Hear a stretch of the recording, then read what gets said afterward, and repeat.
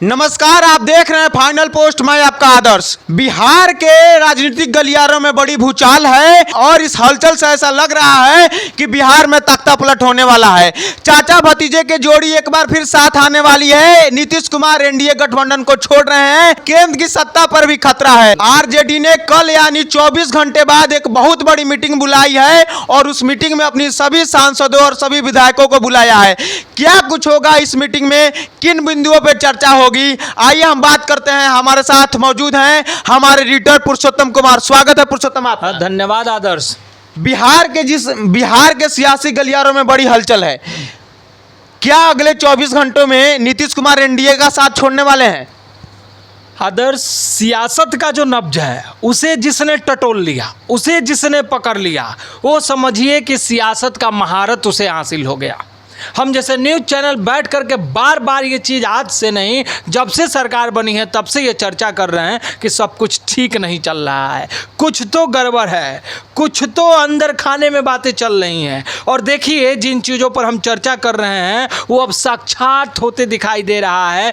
कल जिस तरह से तेजस्वी यादव ने मीटिंग बुलाया है, उस मीटिंग के कई मायने निकाले जा रहे हैं। लेकिन ये तो 100% तय है। मैं अपने दर्शकों को भी बता देना चाहता हूँ कि कल जो आरजेडी की मीटिंग है वो बिहार के सियासत में एक पॉलिटिकल लाइन तय करने जा रहा है। और वो पॉलिटिकल लाइन किसके लिए होगा? तो नीतीश कुमार के लिए होगा। यानी कल की जो मीटिंग है वो बिहार की पॉलिटिक्स को तय करेगा। बिहार के उस विधानसभा चुनाव जो 2025 में होने वाले हैं उसका वो पहला स्टेप समझ लीजिए, वो घंटी है जो कल आरजेडी बजाएगी। मतलब कल का जो मीटिंग है पूरा नीतीश कुमार पे केंद्रित है। बिल्कुल, मैंने आपको कह दिया कि कल का मीटिंग ही बिहार के सियासत के जो सियासत का लाइन है, जो रेखा है, जो पॉलिटिकल लाइन है, उसको खींचेगा। अब कल क्या कुछ होगा, कल ये मीटिंग क्यों बुलाया गया है? तो देखिए, मैं लगातार पिछले 2 महीने से इन चीज़ों का चर्चा कर रहा हूं कि माननीय मुख्यमंत्री नीतीश कुमार जी इन तमाम चीज़ों के तमाम हरकतें जो हो रही हैं भाजपा के साथ में, जो आप देखिएगा जिस तरह उन पे पर्सनल अटैक भी हो रहे हैं, लेकिन उनके चुप हैं, चुप्पी साधे हुए हैं। अब ये चुप्पी साधे हुए हैं तो इस बार की चुप्पी जो है ये बड़ा खेल करेगी। और इसी चुप्पी का ये देन है कल का मीटिंग। 2 बातें निकल करके सामने आ रही है कि क्या आरजेडी ने जो मीटिंग बुलाई है वो नीतीश कुमार को घेरने के लिए बुलाई है, या फिर आरजेडी ने जो मीटिंग बुलाई है वो नीतीश कुमार के सह पर मीटिंग बुलाई है। क्योंकि मैं आपको याद करा देना चाहता हूं कि तेजस्वी यादव ने विधानसभा में कहा था कि जब जब हमारे चाचा को हमारी ज़रूरत पड़ेगी तब तब उनका भतीजा उनके साथ खड़ा होगा। और तेजस्वी यादव को बखूबी पता है कि ये जन सुराज, ये तमाम छोटे मोटे दल, ये कुछ भी कर लें, अगर मुझे मुख्यमंत्री बनना है तो नीतीश का सहारा लेना। बिहार में किसी को भी सत्ता चाहिए तो उसमें नीतीश कुमार की भागीदारी बहुत महत्वपूर्ण है। महत्वपूर्ण है। अब देखिए, 2-3 पॉइंट्स हैं जिन पॉइंट पे कल की मीटिंग में चर्चा होने वाली है। और वो चर्चा जो होगी उसके बाद एक ऑफिशियल लाइन आपके सामने आएगा, ऑफिशियल स्टेटमेंट सामने आएगी और वही स्टेटमेंट तय करेगा कि आगामी जो विधानसभा का चुनाव है उसमें आरजेडी का क्या रुख होगा। ये तो खबर भी सही है कि आरजेडी चारों तरफ से घिरी हुई दिख रही है। आरजेडी के पास सिर्फ और सिर्फ एक ऑप्शन बचा हुआ है। कांग्रेस के साथ तो वो स्टेब्लिश है ही, नीतीश कुमार को अपने पाले में अगर वो कर लेती है, जो ये तमाम बातें चल रही हैं, प्रशांत किशोर बी टीम, प्रशांत किशोर लगातार आरजेडी को घेरने का प्रयास कर रहे हैं और ऐसा नैरेटिव सेट कर रहे हैं कि आरजेडी की अस्तित्व अभी कुछ बचा नहीं है। तो आरजेडी अपने आप को घिरी हुई दिख रही है। तो वही नैरेटिव जो है प्रशांत किशोर जो सेट कर रहे हैं, उस नैरेटिव को भी तोड़ना है। आरजेडी अभी चैलेंजेबल पोजीशन में है। यानी आरजेडी को तीनों तरफ, अगर नीतीश कुमार नहीं साथ आते हैं तो उस पर भी देखना है कि हमारा स्टैंड क्या होगा। तो देखिए, आरजेडी का सैचुरेटेड वोट बैंक है। यानी आरजेडी का जो अपना वोट बैंक है वो कहीं खसकने भी नहीं जा रहा है। माई समीकरण का जो वोट बैंक है वो तमाम तरह के प्रशांत किशोर वादे कर दें, उन प्रशांत किशोर पर हम बाद में बात करेंगे कि वो क्या कुछ कर रहे हैं। और वो एपिसोड बहुत ही मतलब दमदार होगा, दर्शकों को भी समझ में आ जाएगा कि प्रशांत किशोर क्या कुछ करने वाले हैं और प्रशांत किशोर किसके लिए काम कर रहे हैं, वो हम अगले वीडियो, अगले एपिसोड में बात करेंगे। लेकिन आरजेडी का जो अभी आज तक का जो सैचुरेटेड वोट बैंक है, जो माई समीकरण का वोट बैंक है, या फिर आरजेडी वहीं जुड़ी है जो सेकुलरिज्म की बात करती है और उसके चारों तरफ इर्द गिर्द जो लेफ्ट हैं ये सब घूमते हुए नजर आते हैं, कांग्रेस भी उसके साथ है, तो उनका वोट बैंक घसकने नहीं जा रहा है। दूसरी तरफ बीजेपी के पास सबसे जो आज के डेट में ड्रॉबैक हो गया है वो बेरोजगारी है, महंगाई है, एमएसपी है, आरक्षण से ओबीसी ईबीसी के लोग नाराज हैं और अल्पसंख्यक तो उनके है ही नहीं। तो बीजेपी के पास जो वोट बैंक है वो घसकता हुआ दिखाई दे रहा है। बीजेपी का जो फॉरवर्ड वोट बैंक था उसमें भी बड़ी सेंधमारी है। बातें चल रही है कि वो प्रशांत किशोर के साथ चली जाएगी। अब प्रशांत किशोर क्या भाजपा के बी टीम है, ये अलग बात है। तो बीजेपी का वोट बैंक घसकता हुआ नजर आ रहा है। दूसरी तरफ नीतीश कुमार इन चीज़ों को बड़ी बारीकी सी पैनी नज़र से देख रहे हैं कि अगर मैं भाजपा के साथ लगातार बना रहा तो मैं बिहार का मुख्यमंत्री नहीं बन पाऊंगा, क्योंकि भाजपा के साथ जो डील होने की बात चल रही है कि 100 सीटें पर आप चुनाव लड़िए, 100 पर हम लड़ेंगे, बाकी सीटों पर खबर ये आ रही है कि चिराग पासवान और तेजस्वी यादव भी मिलने वाले हैं।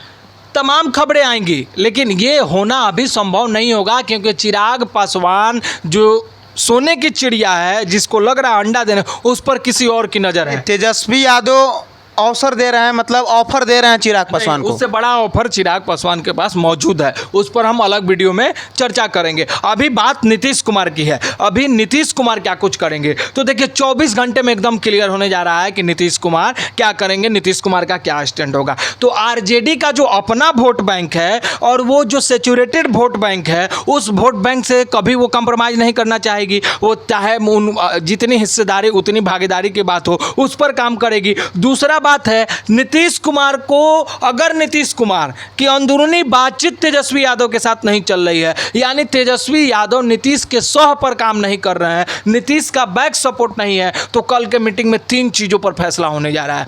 पहला है डोमिसाइल पॉलिसी, यानी कल के मीटिंग में तय होगा कि नीतीश कुमार को घेरा जाए और यह बात किया जाए कि जो तमाम बड़े बड़े यहाँ जो रोजगार देने की बात हो रही है, वो टीचर्स वाला वैकेंसी हो या और भी वैकेंसी हो या पुलिस की वैकेंसी हो, इन तमाम वैकेंसियों में जो बाहर के स्टेट के लोग आ जा रहे हैं, उससे जो यहाँ के यंगस्टर हैं, यहाँ के जो बेरोजगार रह जा रहे हैं, वो बेरोजगार रह रहे हैं और नाराज चल रहे हैं। तो ये भी एक मुद्दा है बिहार में और ये बहुत गंभीर मुद्दा है। तो इस मुद्दे पर घेरने की बात आएगी कि देखिए नीतीश को हम लोग टारगेट नहीं कर रहे हैं। बात कल चलेगी आरजेडी ऑफिस में, अगर नीतीश कुमार के सह पर नहीं हुई तब बात चलेगी कि अब नीतीश कुमार को घेरा जाए, क्योंकि नीतीश कुमार को नहीं घेरेंगे तो खेल गड़बड़ा जाएगा। तो बात किस पर चलेगी कि डोमिसाइल पॉलिसी पर नीतीश कुमार को घेरा जाए कि आप बाहरी लोगों को दे रहे हैं और अपने लोगों का ध्यान नहीं कर रहे हैं। दूसरा मुद्दा है माइग्रेशन, यानी जो बाहर में लोग हैं, जो बाहरी मतलब काम करने जो बाहर चले जा रहे हैं, उन पर भी घेरेगी।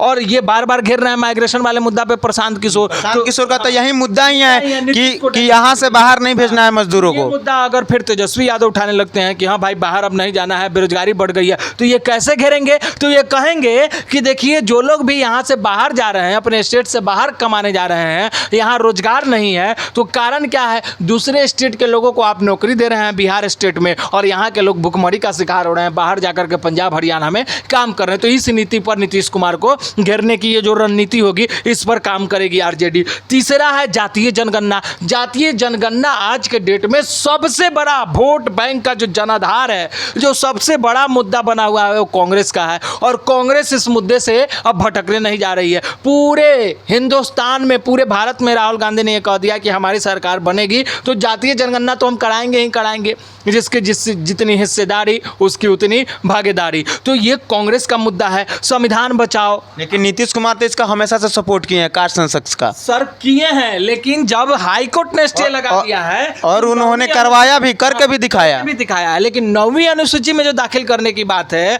कि 9वीं अनुसूची में इनको लेकर के जाइए, नीतीश कुमार आप फोर्स बनाइए। और आरक्षण जैसे मुद्दे पर ईबीसी के वोट बैंक के लोग नाराज हैं, ओबीसी के वोट बैंक के लोग नाराज हैं, भाजपा से नाराज है ना। तो ये नाराजगी अगर बनी रहेगी तो नीतीश कुमार डैमेज होंगे। तो क्या अगले 24 घंटे में नीतीश कुमार पलटी मारने वाले हैं?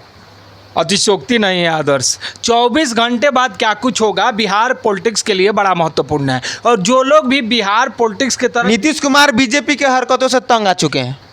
देखिए नीतीश कुमार बीजेपी के हरकत से तंग आए हैं कि नहीं आए हैं, लेकिन इतना तो 100% तय है कि जो कुछ भी चल रहा है नीतीश कुमार को उससे भारी घाटा बिहार में होगा। और नीतीश कुमार किसी भी किसी भी दम पर किसी भी तरीके का घाटा बर्दाश्त नहीं करेंगे भाजपा के साथ। भाजपा के साथ जो नाराजगी मैंने बताया कि भाजपा के साथ ओबीसी ईबीसी आरक्षण के मुद्दे पर और उसके बाद में नौकरी के मुद्दे पर, बेरोजगार एमएसपी के मुद्दे पर, माने हाँ तमाम मुद्दे पे काफ़ी लोग फॉरवर्ड कम्युनिटी के लोग नाराज चल रहे हैं। इस नाराजगी में अगर नीतीश कुमार बने रहते हैं भाजपा के साथ, तो सबसे बड़ी दिक्कत यही होगी कि आने वाले समय में जो 2025 का विधानसभा का चुनाव है उसमें नीतीश कुमार को भारी खामियाजा भुगतना होगा, भारी नुकसान का सामना करना पड़ेगा। और मैं आपको बताते चलूं कि 10 से 11 तारीख से जो तेजस्वी यादव यात्रा पर निकल रहे हैं, वो यात्रा समस्तीपुर से निकलने जा रही है। और समस्तीपुर से यात्रा इसीलिए निकलने जा रही है क्योंकि समस्तीपुर में ही आडवाणी को गिरफ्तार करवाया था लालू यादव ने। तो एक बड़ा संदेश, एक बड़ा मैसेज बिहार के लोगों को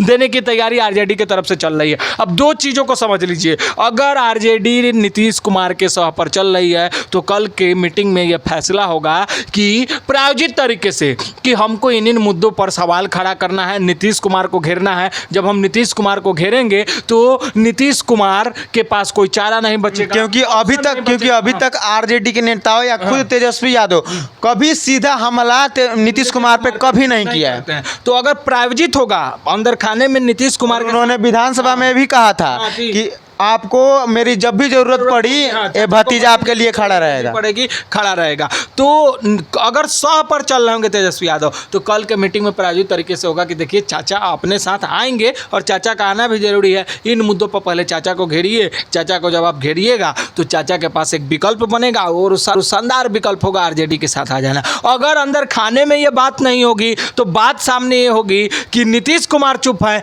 इतना ना उनके ऊपर में हमला कीजिए अपने बयानबाजी से, इतना ना उन पर घेरने की कोशिश कीजिए कि टिप्पणियां कीजिए कि अंततोगत्वा अपने आप विकल्प आरजेडी बन जाए। तो आरजेडी को जो लोग घेरने का चक्कर में बने हुए हैं, प्रशांत किशोर, भाजपा और तमाम तरह की जो काव्यात चल रही है आरजेडी को घेरने के, आरजेडी ही अगले 24 घंटे में बिहार पॉलिटिक्स का पॉलिटिकल लाइन तय करने जा रही है, नीतीश कुमार के स्टैंड को तय करने जा रही है। नीतीश कुमार को अपने साथ लाने की तैयारी में ही ये मीटिंग होने जा रही है, जो अंदर खाने से खबर निकल करके सामने आ रही है। अगले 24 घंटे में क्या कुछ होगा और जो ऑफिशियल स्टेटमेंट आ जाएगा उसके बाद देखिएगा बिहार पॉलिटिक्स में घबराहट और बिहार पॉलिटिक्स का जो धूड़ी है, बिहार पॉलिटिक्स जो जिन चक्कों पर चल रही है उसमें बड़ा बदलाव और स्पीड में भी बड़ा बदलाव आपको देखने को मिलेगा। बहुत बहुत शुक्रिया आपका, धन्यवाद। आप अपनी पैनी नज़र बनाए रखिए, बिहार में अगले 24 घंटे में बहुत बड़ा बदलाव होने वाला है। देखते रहिए फाइनल पोस्ट। बहुत बहुत धन्यवाद।